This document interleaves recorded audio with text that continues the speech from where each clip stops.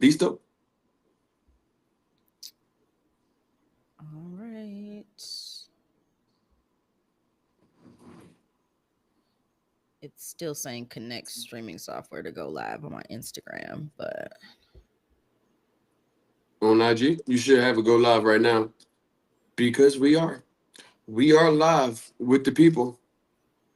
okay. It's it's not. I don't know what's going on with my Instagram live. We'll just do YouTube. I'm not even worried about it. It's all good. Nah, if you got your phone handy, you can always jump in on your phone on your computer.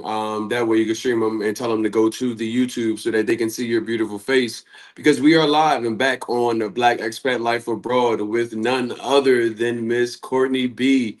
I am so excited for this conversation because we are at another crossroad to introduce you to another destination expert.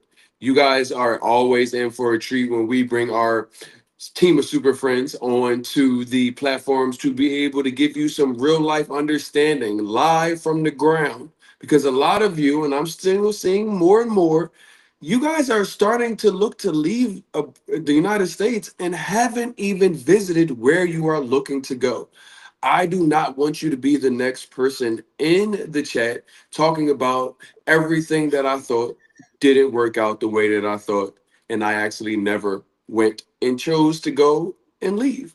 Let me get off my couch and leave and go and take some time and walk around, do a relocation tour, understand what my life is going to be like before I sell everything that I own. So here I am tonight. Can you hear me? I can hear you. Yes. I'm here Okay. live on my Facebook. I'm letting people Okay. know that we are live on YouTube. You might be able to see RJ with me, guys. But if not, head over to the Black Expat Stories YouTube channel and you should be able to catch us in both of our glories, not just me, because I want you to see RJ too. So bear with us. This is like Yes. my first time going live on these platforms, believe it or not. So Nah, it is hey all good. everybody. I'm excited for you guys to be here. Thank you, Courtney, for coming on. We want to give everybody an understanding of who you are. Why did I reach out to you to bring you on? Because you are the lady that knows all about Playa del Carmen and what it's like to actually live abroad and really jump into this lifestyle that isn't honestly, it's a transformation. So, without further ado, please, Miss Courtney, introduce yourself to the people that happen to not know who you are and give them an understanding of why you're here. Thanks so much, RJ. First of all, it's such a pleasure chatting with you as always. Thank you so much for having me.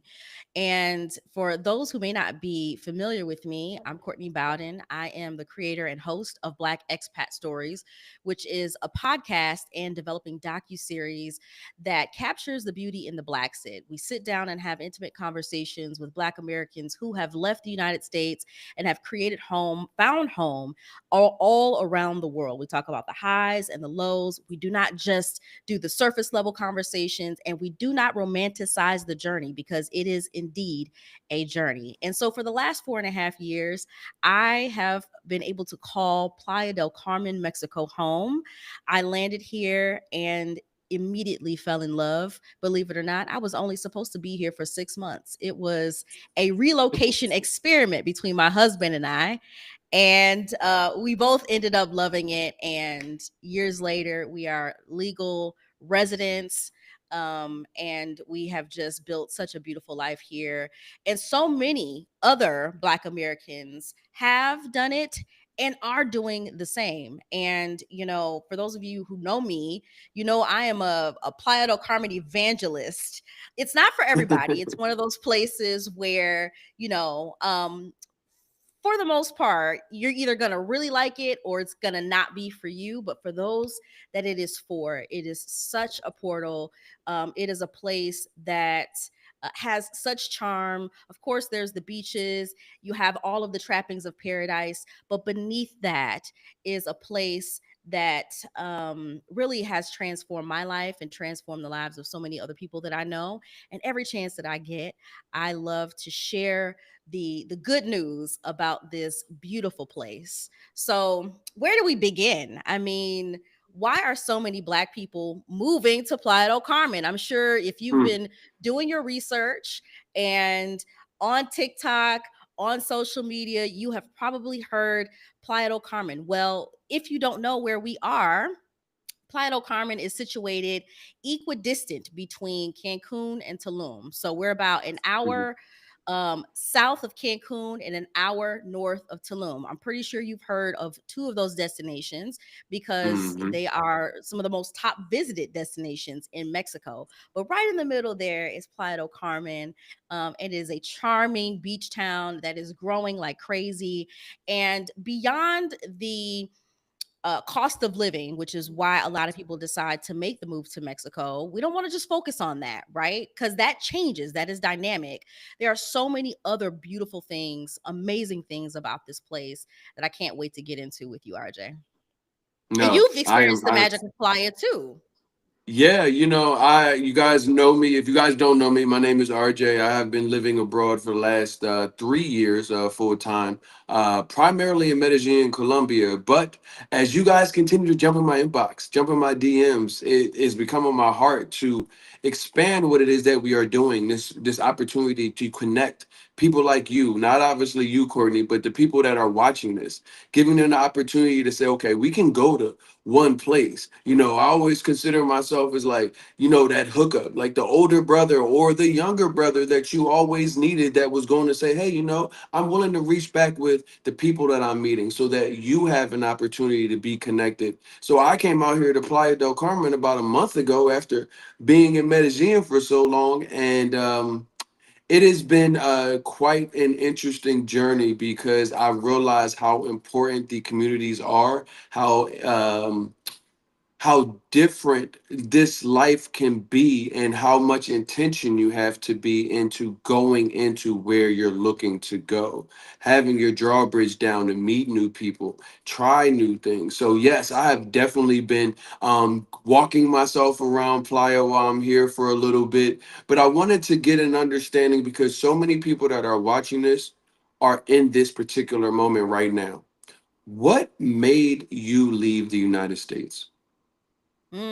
Well, I don't know if we have time for that long story, but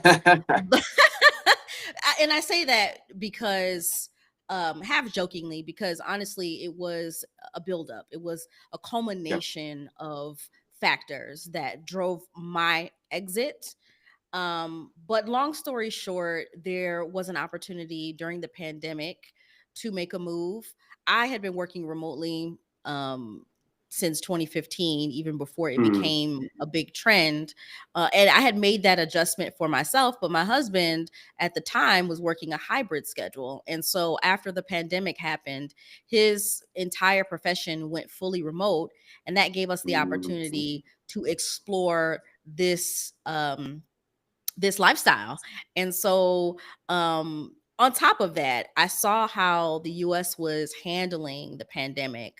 I saw the Black Lives Matter uprisings. I saw the senseless murders of Black men and women by police. We just kept counting them, and it became too much to bear. And in addition to my own negative experiences in the States, even in my own neighborhood at the time, I had just had enough. yeah. And I also experienced just tremendous loss. One of my very good friends I lost by suicide. And I was just in a moment in my life, a season in my life, where I was reevaluating everything. And one Mm, of the big regrets that I had when I was in college was that I did not take the opportunity to study abroad for many reasons that I won't get mhm, into right now. But I promised myself that if the opportunity ever presented itself, if the window of opportunity ever opened again, that I would take it. And so, fast forward to 2021, that window of opportunity did open. My husband and I, we made the leap. We were, initially and this is what I'll tell people, because I have some folks that message me all the time that say, Mm-hmm. "Hey, I have a partner and they're not fully sold on the idea of leaving." And I'm like, "Hey, I was Yep. right there with you, because Mm-hmm. one of the interesting things about partnership is that sometimes you're not going to be on the same page about everything at the same time." And so when I presented the idea, or the possibility of moving abroad, my husband was like, "Well, why? No, we're good here, But I think Yep. fast forward with the culmination of everything that happened between 2020 and 2021, especially the January 6th uprisings, the insurrection, it really made him reevaluate his optimism in the country's ability Mm-hmm. to actually progress past, what our parents and what our parents and their predecessors Mm-hmm. were able to achieve. And we kind of went in our separate corners. Now, this is at the height of the pandemic, mind you. So we had traveled together extensively while we were dating, while we were engaged in the early years of our marriage. And so we each created a list of places that we could see ourselves moving. But, Mm-hmm. Sister Cora, she had other plans. And a lot of Amazing. countries were not open to, their borders were not open to Americans. And so that Mm-hmm. shrunk our possibilities, our list. But the one place that remained on both of our lists was Mexico. And so we decided to explore that as an option. We were attracted to just the close proximity. We came from Atlanta. So from Atlanta to here is about a 2.5 hour flight. Oftentimes you can get that without even having a layover. Yep. And we wanted to, in this first foray abroad, we wanted to make sure that we stayed relatively close or accessible to home enough so that if we had family emergencies, if we needed to go back, we could do so relatively quickly. And we did a handshake deal. As I mentioned earlier, we said that we were going to try this out for 6 months. We threw our stuff into storage, booked our one-way ticket, and on May 1st, 2021, we made our move. We initially started off in Cancun, and then we heard so many amazing things about Playa and the community here that we eventually made our move. We directed our long-term housing search here, and we have been here ever since. So that is how we got here. And I'm so grateful that we did make the move. I tell people all the time, it's one of the best decisions that I could have made in my entire adult life. And I want to spread the love of this beautiful place with all of you as well. So RJ, did I lose you? We might have lost RJ, y'all. And I'm trying to um technology is just like really not cooperating with me today. I'm gonna message him. Sorry about that. No worries. Yeah, So no, RJ, sorry. The before internet we here continue, killed me. you said the internet is messing up. Yeah, no, it was the internet. I just switched devices, so my apologies to you in the audience. No worries. No worries. You Well, know what I I'm saying? found out that it's not streaming on my YouTube. So I just have to share Oh. this link with my folks a little bit later. I don't know what's going Yeah, on. we'll It's get it. just saying that it's still scheduled. So I don't know, but we'll figure it Interesting. out. No, sorry about that. I definitely wanted to get into that because you mentioned a couple of things. You said you had a list. And Mhm. I want more people to really wrap their head around this thought process that the intention and being prepared. I'm actually getting nervous for people that I don't know at this point because I'm seeing people saying like I left, never visited. I moved, I paid 9, 10 months of rent up front.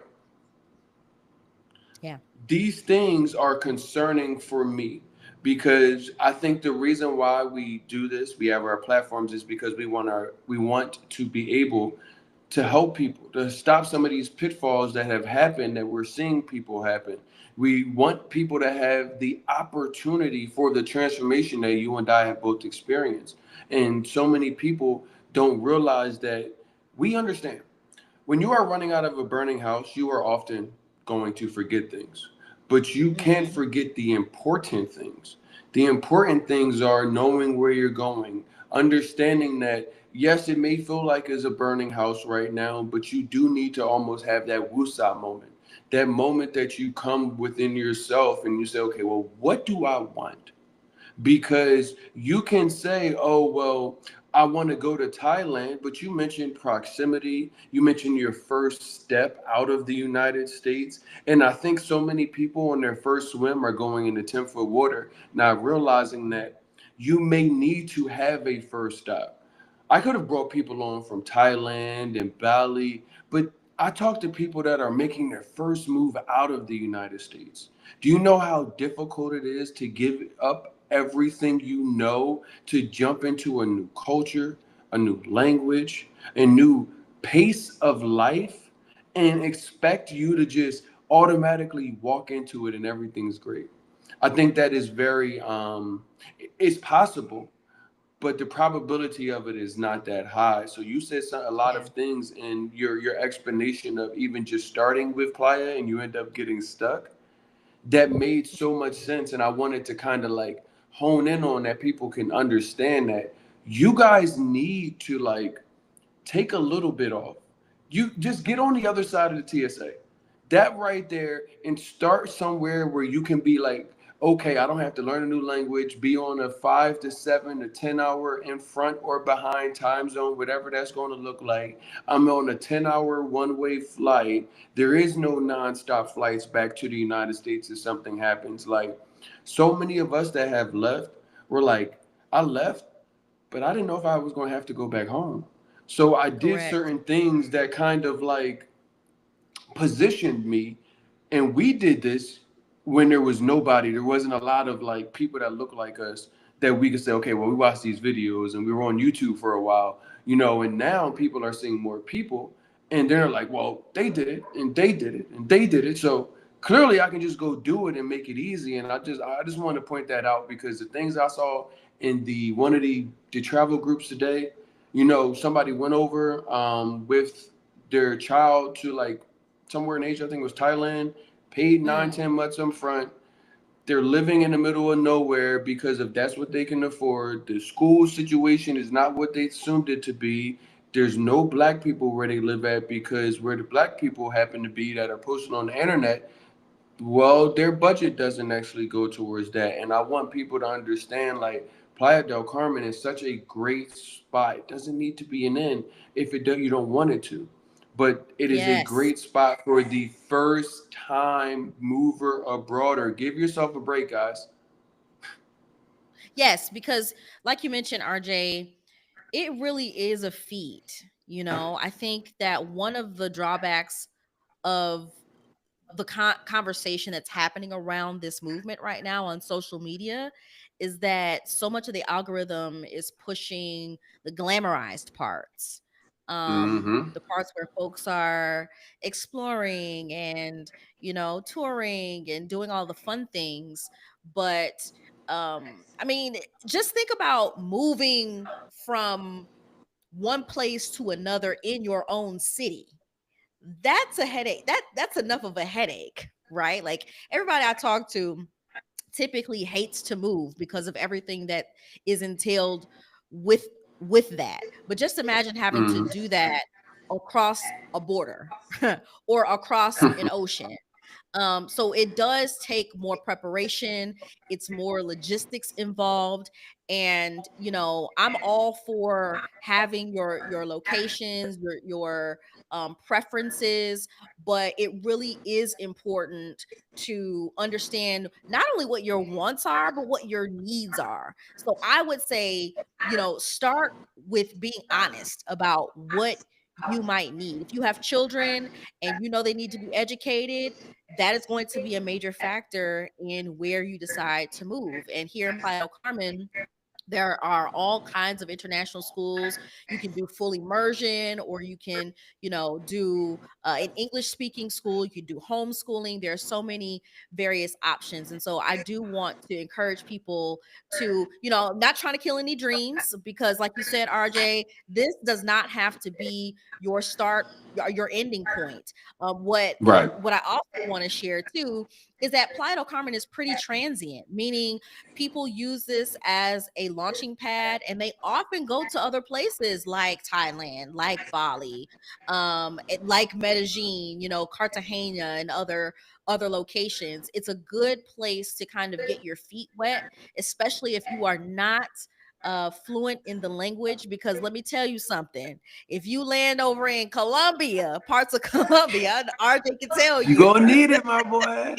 You gonna need that. Yeah.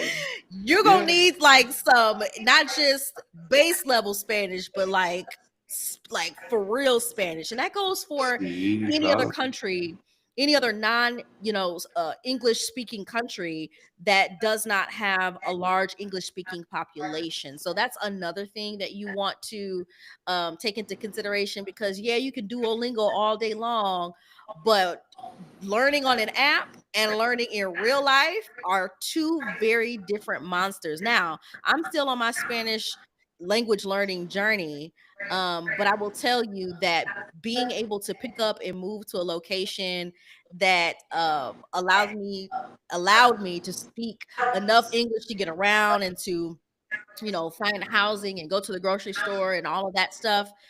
It took a huge weight off of our shoulders, and it allowed us to really settle in. Now, I'm all for learning the language of the place that you're going to. We don't want to move with a colonizer type energy, but again, we got to be real with ourselves. If you do not know another language, or if you do not know the language of the place that you're trying to move to, that's another factor to consider, um and I think to community is another thing. RJ, you mentioned the young lady who moved, what was it, to Thailand, and she was in the middle of nowhere. You know, you have to consider that where you're moving, it's not as easy to call your homies and your family and they can pull up on you real quick. And Nope. there will be times where you are going to have to call on your community for whatever reason, right? I think that the United States has really done a good job of conditioning us to be so individualistic that we're even individualistic in our choices, in our decision making. Mm-hmm. And sometimes we don't consider Mm-hmm. the community aspect in our decision making. And I will admit, I'm the first to admit, I didn't necessarily consider that when I first decided to move to Mexico. I just knew that I wanted to get out of the United States. Now, so happened that we were able to join quite a few online expat communities, but community was not in the forefront of my mind as much as it is today. And now that I'm plugged into Yep. community and I found my people, it's like, oh man, not only is this place for me, not only have I found my people, but I'm so grateful that to have landed in a place that is warm and welcoming, where people actually do want to help. They're not gatekeeping information Yep. from you.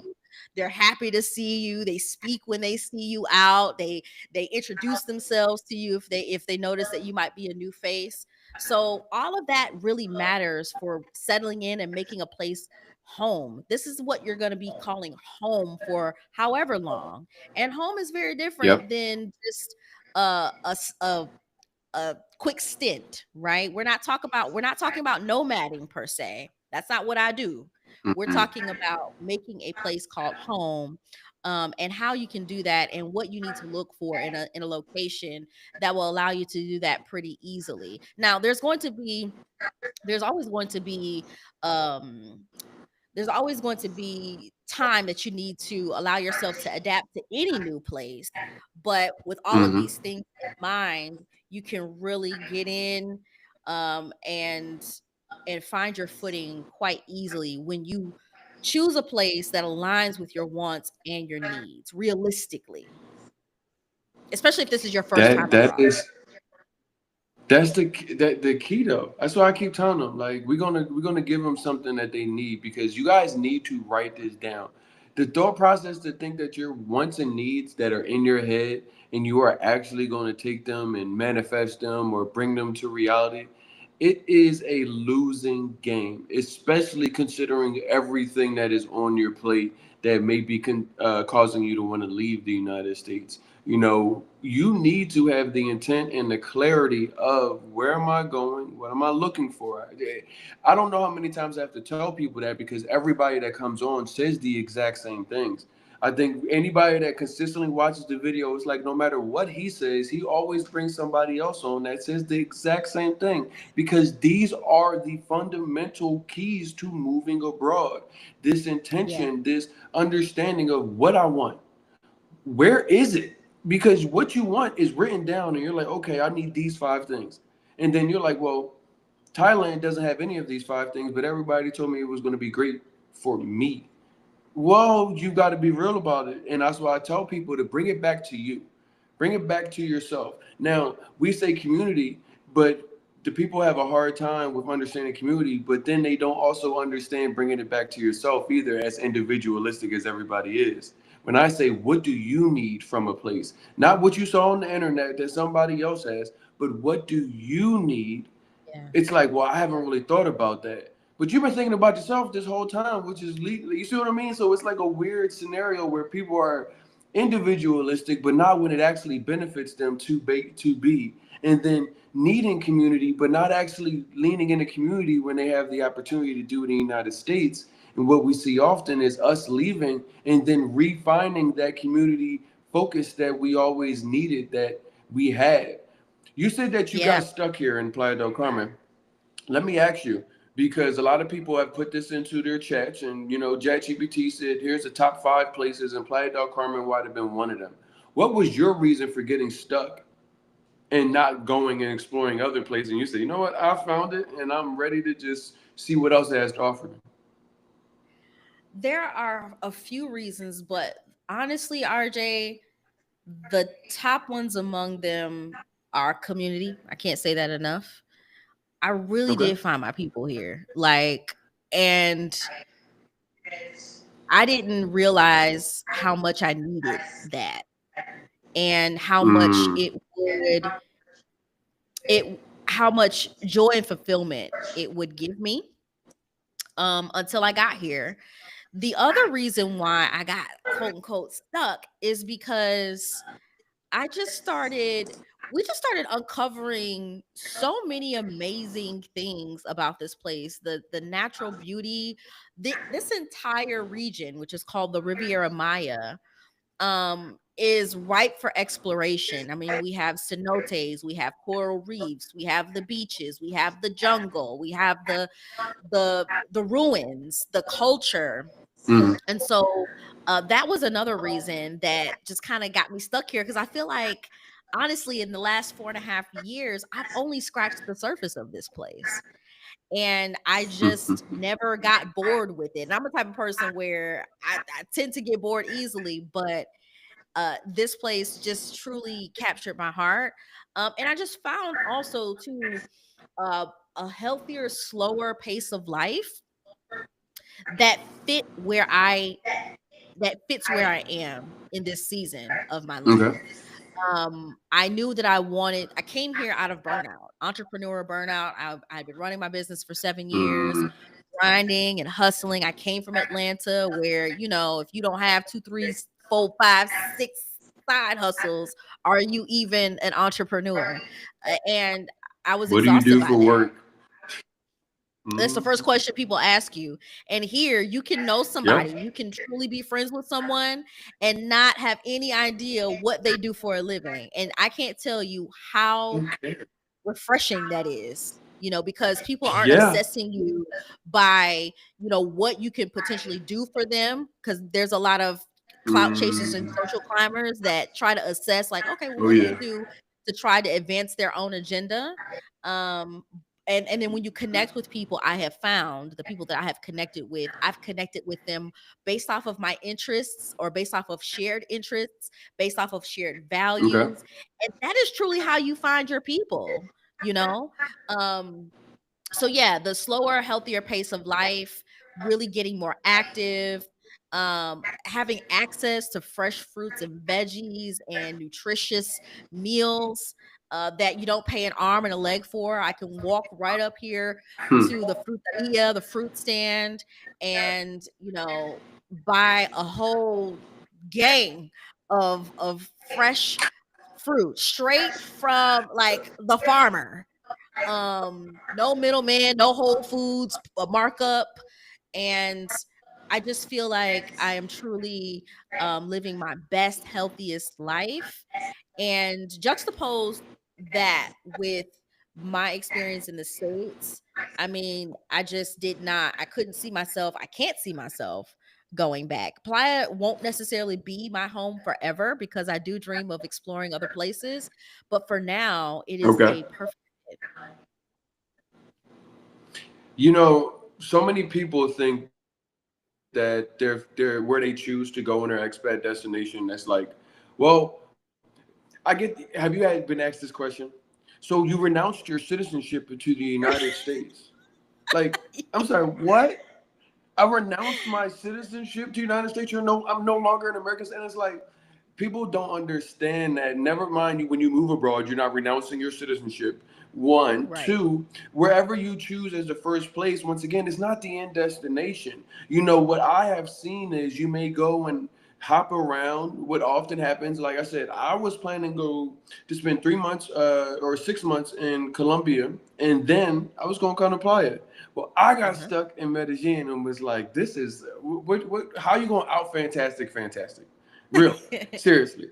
But when so many people are looking at this, they're thinking, "Oh, I have to go and buy a house." So many Americans are thinking, "I need to go buy a property.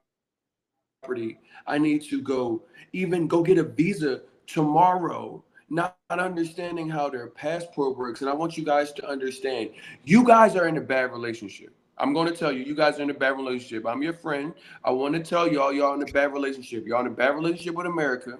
And for when you get out of this bad relationship, I don't need you entertaining a bunch of suitors. I need you to like date around in the scenario of I'm not looking to go get married again.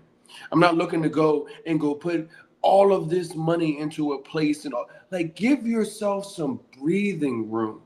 You mentioned, and I've traveled around and I'm like, I think Colombia would be a good base for me to build a home at. However, like you, I still want to go see so much of the world. I still want to go maybe spend 3 months or 6 months somewhere else and still have that flexibility. And so many people that are in America, because the education system is not teaching us or having these conversations, Court, they're putting us in a scenario where we think once we leave America, now we have to take all of our stuff and we need to go get in bed with another country, and not understanding that you got some flexibility at first as you kind of get out of that bad relationship and try to start remembering who you were before you got into it. And you really don't have an option because it's like you don't.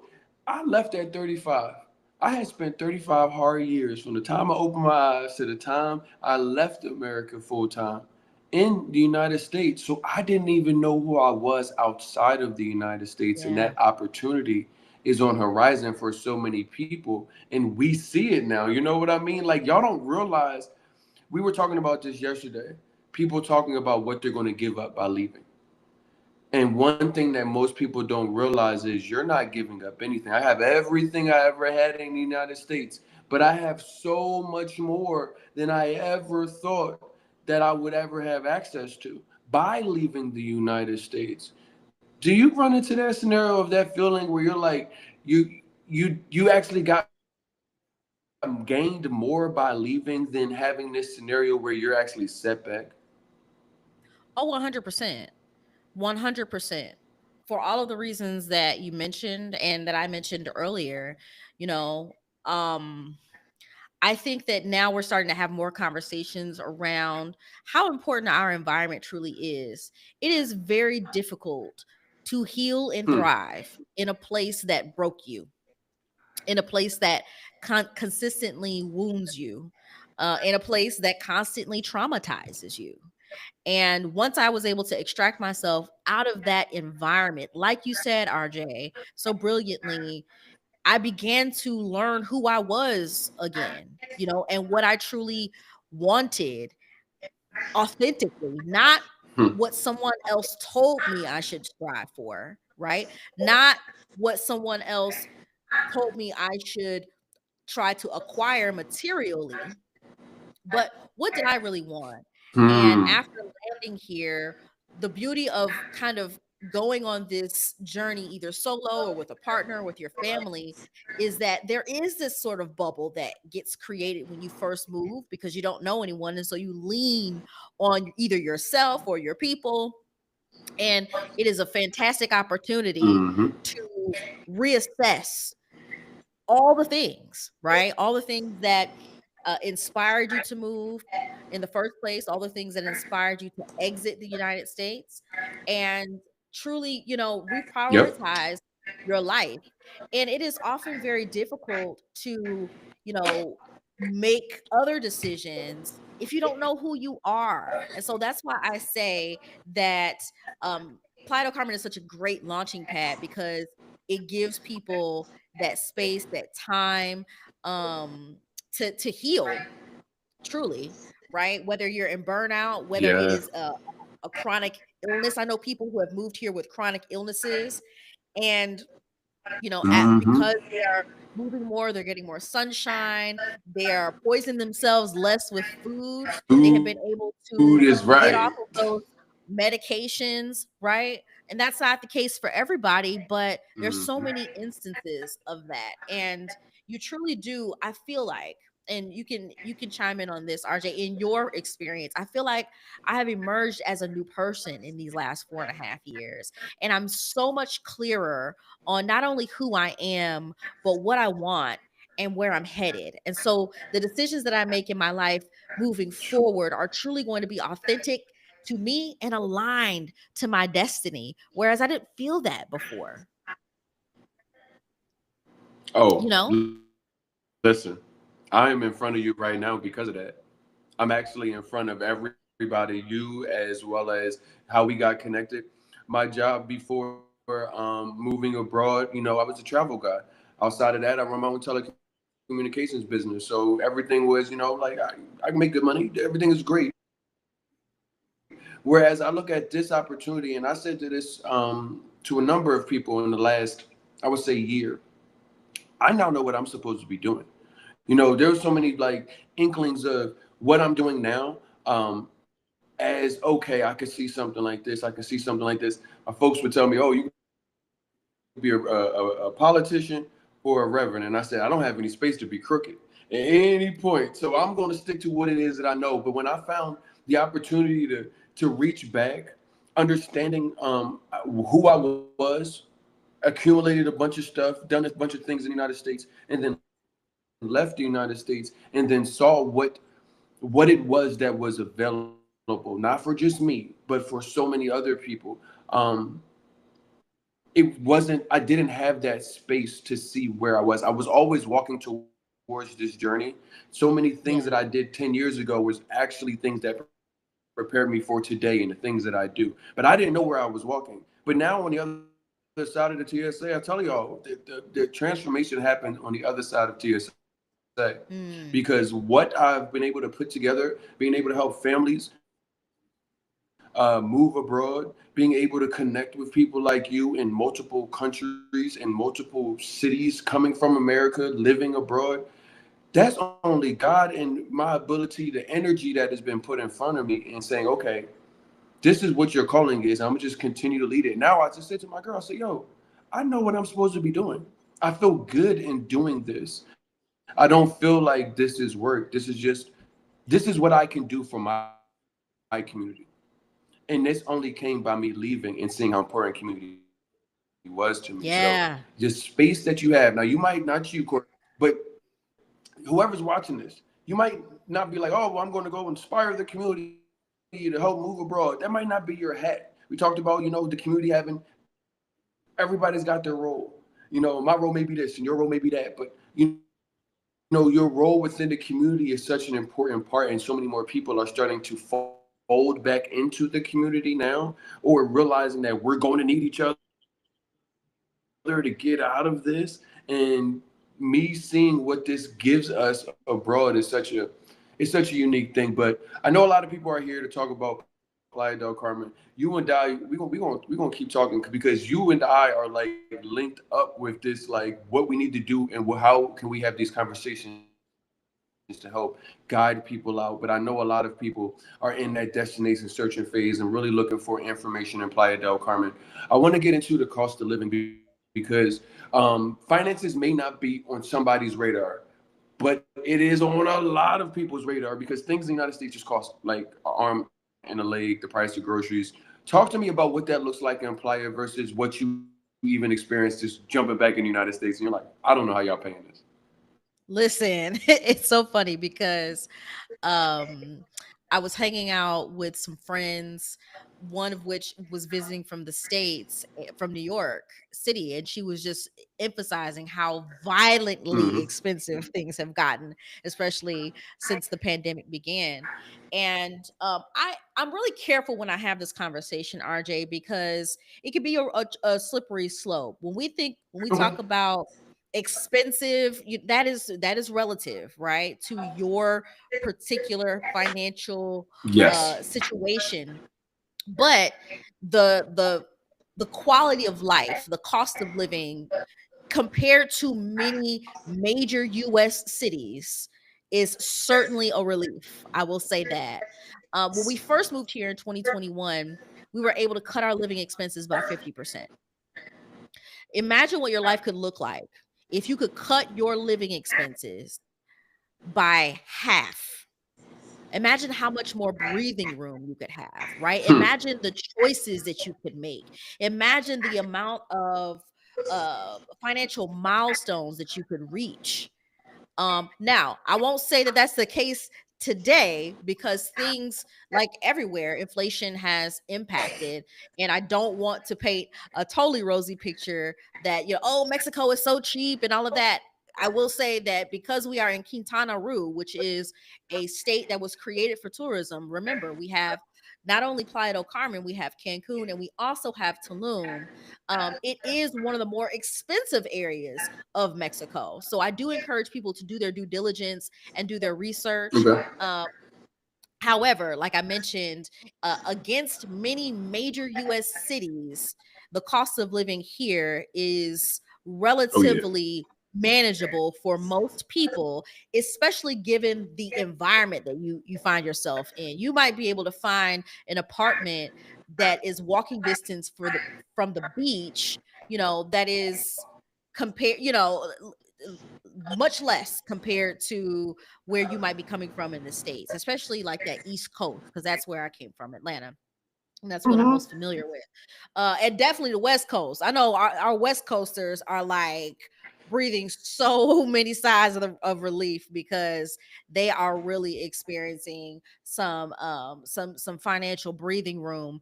But yeah, I mean, like I mentioned, access to fresh fruits and veggies that won't cost you an arm and a leg, where you don't have to go to somewhere like Whole Foods that gives you that organic markup, and just so many other things, right? Also, your cost of living tends to go down because, for most people, because you are not accumulating and acquiring so many material things. We moved here with two suitcases and a carry-on each, my husband and I. So we had to make some real decisions about what we were going to Okay. bring. And for a while, we were rotating these outfits, right? We Mm. had what's now called the capsule outfit. We were wearing these things over and over and over again. And you know what that taught me, RJ? That showed me that I didn't need the overwhelming majority of the things that I had already purchased and I that didn't was have to. already in my shopping cart. you know so that's the other aspect too, where it may show up in your rent or your utilities, that savings, but it also shows up in just how your life shifts once you make that move, because a lot of people find themselves focusing and prioritizing experiences over material things. You could wear a pair of flip-flops, a tank top, and the same shorts, the same outfit every single day, and no one here will blink an eye. And I'll tell you, that takes so much of the pressure off, especially when you're coming from Atlanta, because the girls be dressing down in Atlanta. They they put that ish on, okay? And there's nothing wrong with it. But it's such a relief to not have to constantly be on, to constantly perform, and that is also something that gives you a sense of psychological safety in knowing that you can just truly be your authentic self. You can show up as is and, Hmm. still live a beautiful life. So that's what I'll say about the cost of living. What I really love to focus on, even above and beyond the cost of living, is quality of life, Mm. because you don't have to have a ton of money to have a wonderful quality of life. And that is what I have found here in Playa del Carmen. A lot of the reason is because of the nature here. Also, because everything here isn't transactional. There are free areas to work out. There are free workout classes, group workout classes that happen, multiple times a week. There are third spaces that you can go to where you don't have to constantly spend money. I hear people talk about, going out and socializing in the United States. It's like you go outside and you're automatically spending $100. It's $100 to go outside. Quick, you know and that quick. keeps you from connecting with other people, because by the time you get done with going for drinks, going to brunch here and there, you've depleted your bank account. And here Quick. I will say that the connections happen over kickbacks. They happen over, a cup of coffee. They happen at the park. They happen while you're just walking around and exploring the area. They happen at the beach, and the quality of the connections, and again, the quality of your life, just, I know mine has elevated Oh tenfold, yeah. exponentially, since I've landed here, and that's what I really value. No. And you bring that up and it makes me think of this is the exact scenario. I came from Medellin, was like, all right, I know Courtney's out there. Our friend Jazz, she just had moved back, so I was like, damn, she's gonna be going. And I got into one of the chats, and I was like, okay, hey guys, I'm here. What's going on? And somebody messaged me in the chat, one of my homegirls, Monet, and it's like, oh my gosh, you are here. Well, about a year and a half ago, Monet and I met each other when we went river rafting in Medellin, Colombia. She ended up leaving after like 3, 4 months, and I always had her kept a number and stuff, kept in contact with her. But she had went back to the States for a little bit, and then I went into the Playa chat, and she was like, "I just got back last night." And when I tell you guys, like the people that you will meet, Mm. you get this thing that is like you have an opportunity to see life in a different way, where you automatically know that if you would have stayed on the path that you were in, no matter if you feel like it's great or you feel like maybe need some change, that your life is automatically going to have would have been different, like in the worst ways possible, because of the things that you are starting to do now that just come easy. You know what I mean? Yeah. Yeah. Yeah, So yeah, that yeah. quality of life is Absolutely. important. Yeah, I think it's truly incalculable. That's why I Yeah. focus on that more so than cost of living, because we operate off of two different currencies. Here in Mexico, we are on the Mexican peso. And at Yeah. any given time, that exchange rate can change. I mean, it fluctuates daily. It fluctuates sometimes a couple of times a day. And Hmm. typically it is 20 to 1. You get 20 Mexican pesos on average for 1 US dollar. Depending again on the season and on the market and all of that good stuff, Hmm. which is pretty decent, right? But that doesn't give people a real sense of what that means, because you have to, you really get the best sense by being on the ground. But what I will say is, that quality of life aspect is definitely something that you just can't put a price tag on. You can't put a price tag on vitality. You can't put a price tag on well-being. And that's what I'll say. Yeah. It's just I can't even.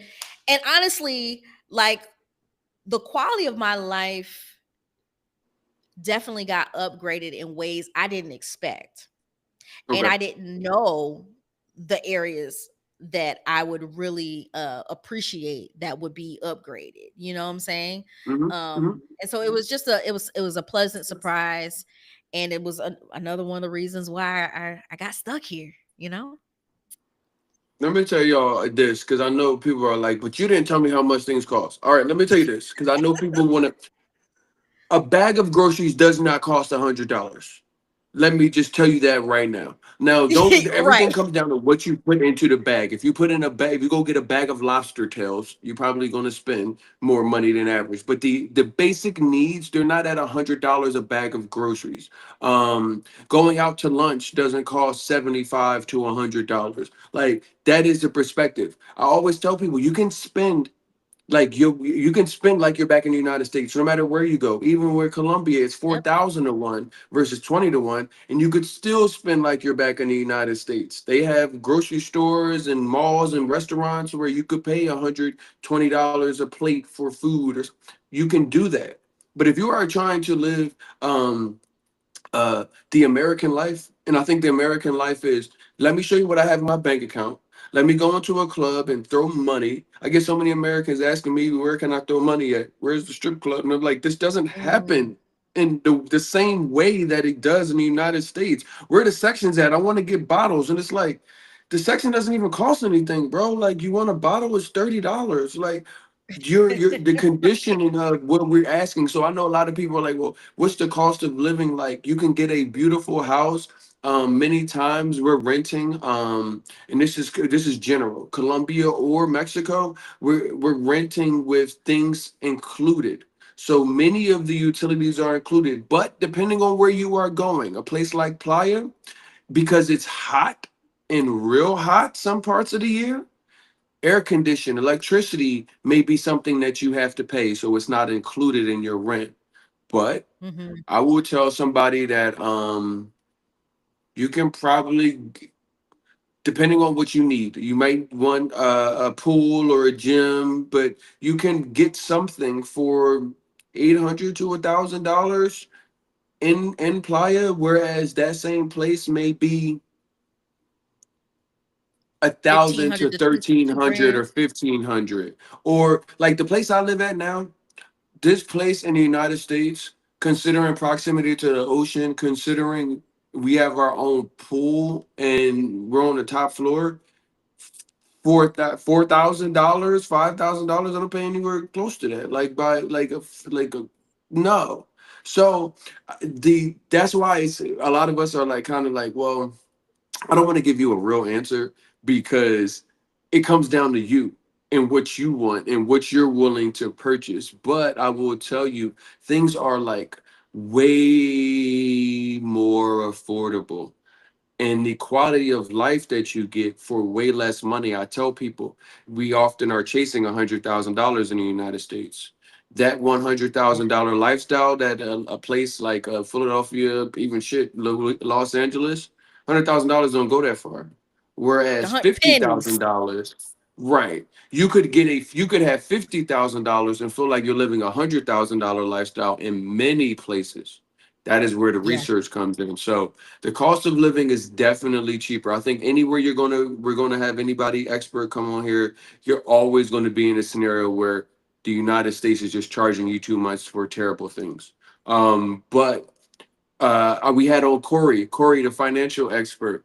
She was like, just because things don't cost much, do you now start living a luxury lifestyle? Oh, I've never had these things. So now I'm saving $3,000 a month. So I'm gonna go spend all $3,000 a month on creating this luxury lifestyle for me. That's a question that is on you, the viewer, not on me or Courtney. So when you call the cost of living, things are Yeah. automatically going to be cheaper.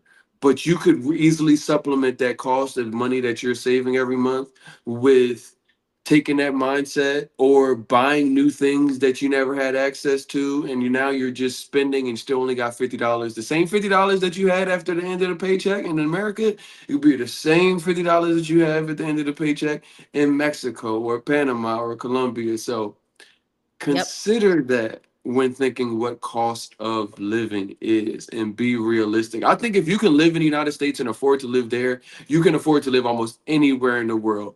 But you may not be able to get that extreme villa that you see for the price that they told you. So just keep in mind some of these things. We talked about the need for Spanish. A little bit. I want to get into that because that is a concern, and we're going to have to touch a big Hmm. button topic for people. Because when people are talking about Mexico in general and Playa del Carmen, it's one big elephant that is in the room. But before we get there, I want Yeah. to talk to them about Spanish because I went to Colombia first. If I would have went to Mexico, I would have been fine with the Spanish that I had at the time that I left. Whereas in Colombia, I had to get like put my Spanish jacket on. And you mentioned the D word earlier today, which is Duolingo, and we don't say them people name. We're not gonna say it no more because those people do not help people learn language. They will give you It's words that you will gamified. never use over Yeah. 400 days of consecutive use, and it's like you now know how to tell somebody you own a brown belt and that you are in class learning that, but you can't go to the restroom. We need to stop. So Duolingo is not something that I endorse at all. They will never give me a sponsorship or send me any money unless they change their program. But um, Spanish in Playa del Carmen, I've got my thought process. Tell me what it's like for the first person that's coming here, and I know hola and buenos dias and that's it. Well, if you're on the struggle bus with your Spanish, fret not, because you can indeed Right. Right. maneuver around in Playa del Carmen Mhm. without being fully fluent. Because again, this entire region has been really catered, it caters to tourism. Now, Mhm. there are some drawbacks and of course some pros to that. One of the pros is once you land, you don't have to start speaking Spanish immediately. And but I will say that you do get treated a little better when you give it a try. I will say that. Cuz just imagine if someone landed in the United States and started speaking their native language to you, you'd be like, excuse me. But if I they ain't made an got you. effort, Yep. if they didn't made an effort, even if they have to piece together sentences or words, if it's the wrong verb tense, at least they're Mhm. trying and you can meet them where they are. And that is the experience that I've had here in this entire region. A lot of people are just tickle pink that you know a little bit of Spanish and that you're Yeah. attempting to communicate with them. So yeah, you don't have to come here off of, Fluent. fluent, I'm but not it does fluent. it does I'm not either. I know enough to be dangerous, and as a matter of fact, I think I've plateaued a little bit. So it's time to Listen, go a little bit I feel harder on my like Vegeta curriculum. sometimes. Like, I'm using this Spanish. I'm kicking their butt right now. Like, Yeah. And so many people have been my teachers. My the cashiers at the grocery stores, at the fruterias have been my teachers. Cab drivers have been my teachers.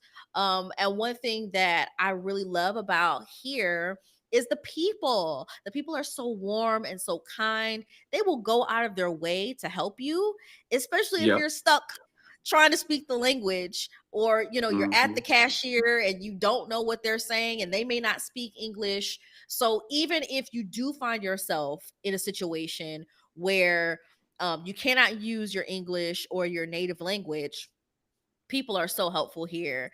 And they're not snobbish about their language. And that also contributed to my reason for staying, because Yeah. uh it's one thing to say, yeah, when you get here you got to learn the language and you got to do this and you got to do that, but on top of moving your entire life, if you don't already know the language, that indeed can become a full-time job. So I understand that not Mhm. everybody is in a life space or a stage where they will be able to get on a curriculum immediately and start speaking Spanish and learning in that way. So, for those of you who might be a little bit iffy because of the language barrier, then just know that you'll be able to make it. You'll be able to maneuver and learn a little bit along the way as well, because you can't be here without picking up a little bit at least. Let me tell you something. Some people have their brains turned off so much, and that's why I do my best, and you do such a good job at this of trying to educate people before they buy their ticket, before they go leave. Because you think in Mexico, and especially in Playa, I'm like, you've got the resorts, you've got the hotels. So you've got tourists all around that Yeah. are just here for the weekend. The resorts and the hotels aren't like in other places where resort is 3 miles inland from the main road. Like most of these hotels and resorts, you can just walk off and be where the people are. But I've met people in Colombia that have lived there as long as I have and are looking at me crazy for knowing how to order at a restaurant. And I'm like, it must have been very hard for you to turn your brain off that much. So I challenge everybody that is looking and you say, okay, I don't know a lot of Spanish now. And that is okay. And that's why I say there's some starter places that you can go, like Playa del Carmen, that will be great. So you can start to learn, so you can get in, so you can unlock more of the world. Because going to places, you can't expect the colonization to have taken English everywhere that you wanted to go. There's some spots that you Okay. want to go that they won't speak English, and you're like, well, I'm not going to go. Like, no, I've had the best time in a place where I was the only English speaker. And I was able to have my little bit of Spanish and say, ¿Cómo se dice, amigo? And everybody be like, okay, but I'm sitting there having the best time. So don't let you not speaking Spanish stop you from moving abroad or the language, but don't let it stop you from actually experiencing the place that you're going. Because I think I have a better experience in Mexico with my Spanish. I know I have a better experience in Colombia with my Spanish, the little bit that I have. And I feel such a sense of accomplishment when I'm walking out. It's like, boy, I told them at the man, I knew. Listen, when I found out my barber here in Mexico was Colombian, because I Ah, could hear yeah. them speaking Colombian Spanish and not Mexican Spanish. And I'm like, can I ask y'all a question? But I'm saying this in Spanish. And they like confirmed. And I'm like, your boy is living. I got my Spanish together. I'm living my best life. I felt accomplished. And it's like, you got to have your little Yes. expat wins. You know what I mean? So definitely don't Yes. let that keep you at home, but come prepared to learn. You're not too old to learn. Um, Right. One of the things that is the elephant, and I want to touch base on that because I've been getting you guys, not you, Court, but y'all, the audience, y'all will, especially in the age of AI, y'all will see something and take it for 100% as if it is the light. And I tell people because in the last couple of days, like I said, my folks that like know some of you guys like, wait, you're in Mexico? Yeah, yeah, yeah. I travel the world. I'm around. I'm in Mexico for a little bit. Been here for about 2 months. And I say that is because so many of my friends that know that I'm here sent me videos and said, "Hey, I saw these things on the internet about Mexico. Are you okay? Stay woke, stay aware of what's going Yeah. on." And I would say, like, there may be some truth to some things. There may not be some truth, but there is so much media stuff that goes on in America, propagandizing places that they have friction with and everything else. Many times you are sending me videos, you guys, the ones that send me the video, and there are just a guy talking into his phone. Is this a guy talking to his phone? He has no media credentials. He's just a guy that heard something talking about a place, and he's not even in Mexico. He's actually in America telling y'all what he heard from somebody else. So I do know that safety is a concern, no matter even isolated to Mexico, but even just in general. Is it safe over there? And Mm. let's talk about it because I know that a lot of people, when they consider moving abroad, the safety factor comes in. let's hit it. Let's just jump into it. What's your take on it? Because I got my take. I want to hear you from you though first. Yeah, and I'm really glad that we're talking about it because it is definitely the elephant in the room. Anytime you mention Mexico specifically, people are asking you about dun dun dun. What about them boys? What about About the folks, them what about them boys. folks? And if you don't know what the folks are, it's the cartel, y'all.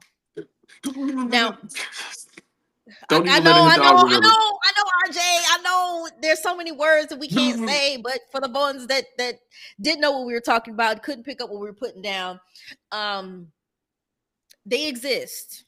Let's start there. I don't ever want to dismiss or diminish anyone's very valid concerns. Um, Yeah. but a lot of times, like you mentioned, our concern is born out of propaganda, born out of what we've seen, what we've been fed by the US mainstream media. Now, let me back up and let y'all know that I come to you as a media scholar. And so this is my Roman Empire, y'all. I've done a lot of study on this. I'm an expert. And I will tell you that there are so many reasons why Mexico and them boys who shall remain nameless always seem to come up in the conversation when you mention this place, unfortunately.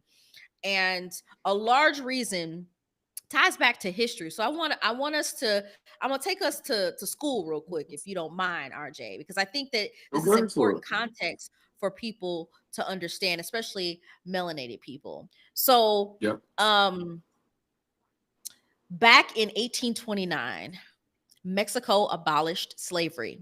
Mexico did indeed have slaves. They did. As a matter of fact, they were one of the most popular stops on the transatlantic slave trade. I think I read somewhere, and correct me if I'm wrong, anybody in the comments who is a historian, Mexico actually received more slaves than the United States. Just to put that in Hmm. perspective at one point in time.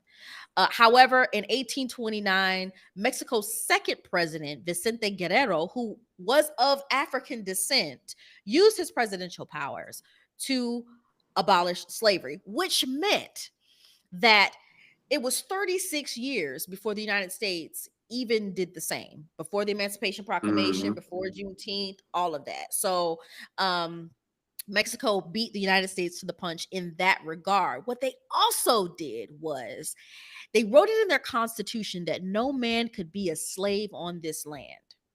And so, Okay. a lot of times when we think of the Underground Railroad, we think of the road only going north. But there is actually an Mm. Underground Railroad south, and Mexico is a Hmm. part of the Underground Railroad. And Mexico has been a major supporter of Black liberation ever since for hundreds of years. Okay, and Hmm. so for those who took the Underground Railroad south, crossed the Rio Grande, for most of the time it would be enslaved people from Texas and Louisiana, because logistically it would make more sense to go south as opposed Yeah, to yeah, yeah. risking it Makes all sense. and Then going to try to north, get all the right? way to Canada from Texas.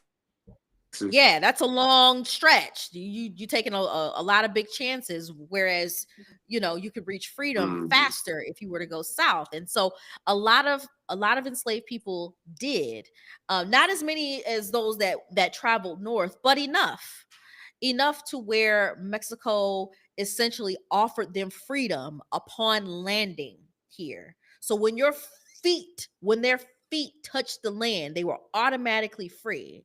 The United States started to recognize that enslaved people were coming to Mexico, and they tried to petition Mexico. They tried to incentivize Mexico to return those enslaved people.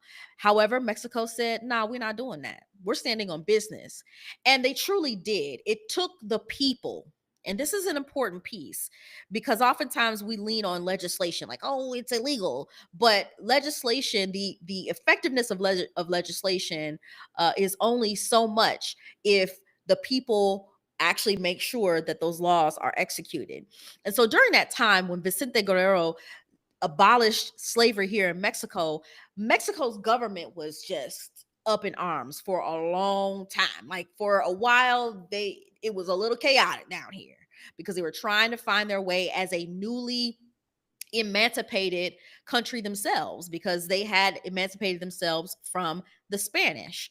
And so they decided that the people decided that they were going to uphold the abolishment of slavery. They didn't need a whole civil war in order to recognize the humanity of people back in 1829. So when I say that this place is a refuge, has been a refuge for us, I mean that. And so because I started to feel like, man, this is ancestral. Like, what is it that I feel? I don't know if I have roots here in Mexico or what, but why do I feel this way? Why do I feel like when I cross into Mexican airspace, when I touch this land, I feel a different sense of freedom? And a lot of that history of Mexico really contributing to Black liberation, and serving as a sanctuary and as a refuge for us has a lot to do with that. And so I wrap up that history lesson in saying that one of the reasons why there is such a negative connotation about Mexico in the United States is because media, actually the leaders at the time, the politicians, they spread these nasty rumors about Mexico and the people of Mexico simply because Mexico was an agitator. It was a disruptor of US enslavement. As a matter of fact, had it not been for Mexico, we definitely in the United States would have experienced slavery from sea, literally, to shining sea, because they are partly responsible for halting the expansion of slavery westward. So, had it not been for Mexico, there have been slaves all the way in California. Okay. And so, as a result of that, Mexico, the girls in the United States were big mad, and they decided to basically slander Mexico's name. And that is one of the major reasons why there's such a negative connotation, why folks clutch their pearls when they hear that you might be considering moving to Mexico or you might be visiting Mexico. And this is not to say that crime and danger don't exist here. They do. Mexico has a huge problem with femicide. It is a machismo country. Women and girls definitely have a certain level of danger here. I don't want to dismiss that.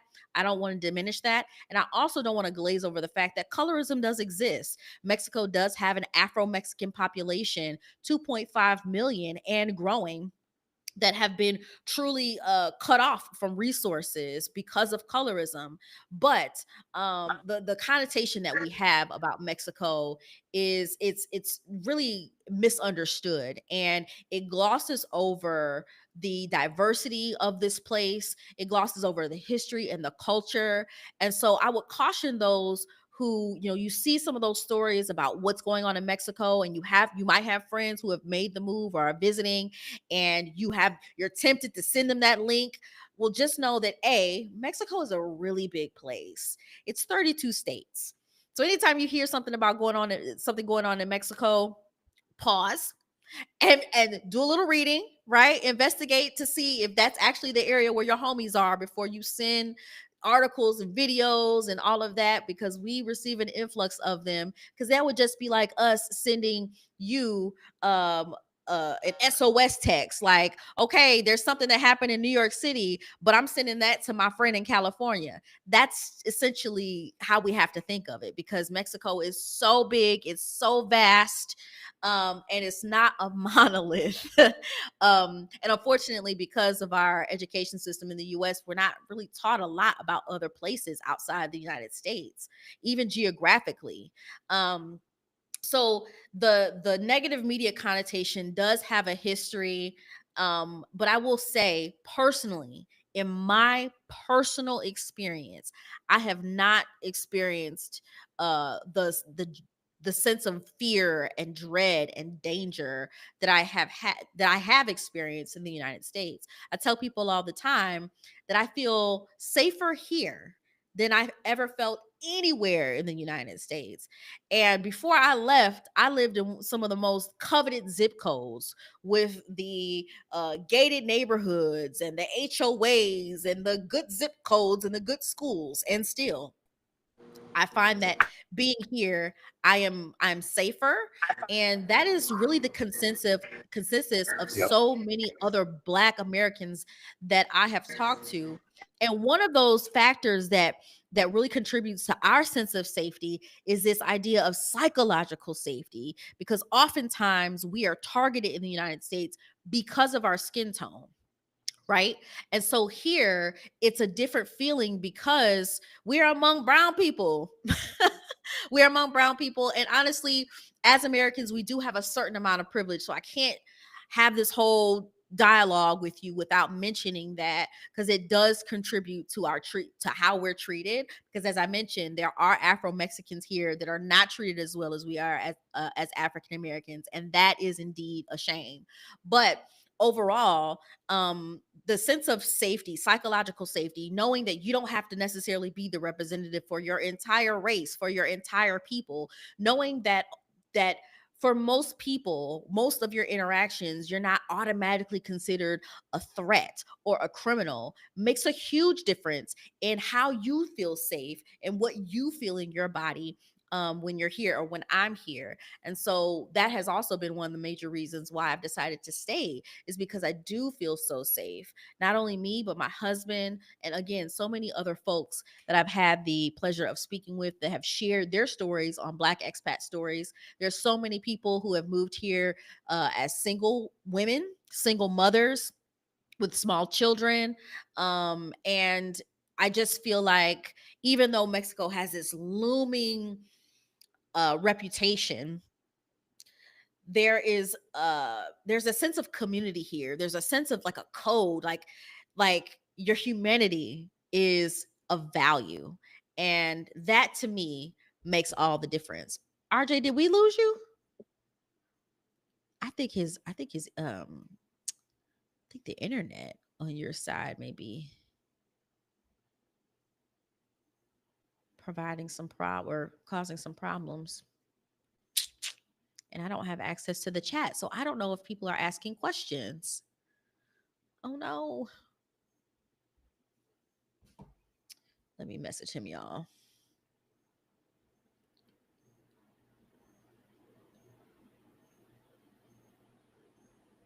I think he's coming back.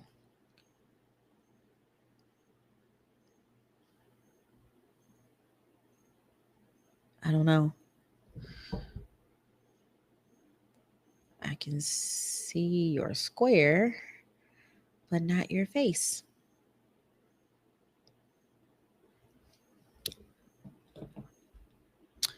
And just while we were getting into the good part too about this idea of safety, and I'll say this too while we're waiting on RJ to get connected, because I'm very careful not to paint this rosy picture. Um, I'm very quick not to paint a rosy picture because um again, danger exists everywhere, and crime exists everywhere. But one of the things that has given me, hey RJ, you're back. Lord, the internet in Mexico actually hates me. And thank you for continuing, obviously, the conversation because I am definitely upset about this. But we have been on for over an hour. What I want to do is there is so much more for us to talk about. November is coming soon. November 22nd, we actually have our relocation conference. It Yes. covers Playa Del Carmen, Mexico. It covers Colombia, Cali, Medellin, Medellin,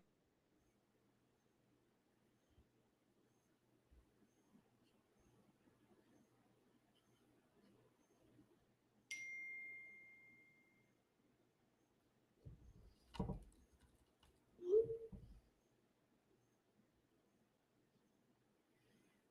I think we might have lost RJ's audio.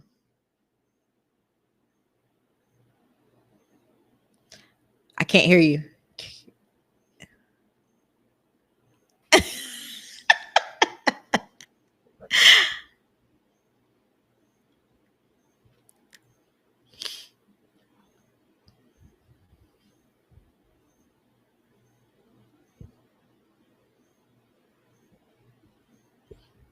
Okay, y'all. For those of you who are joining me on Facebook, RJ has is having some connectivity issues.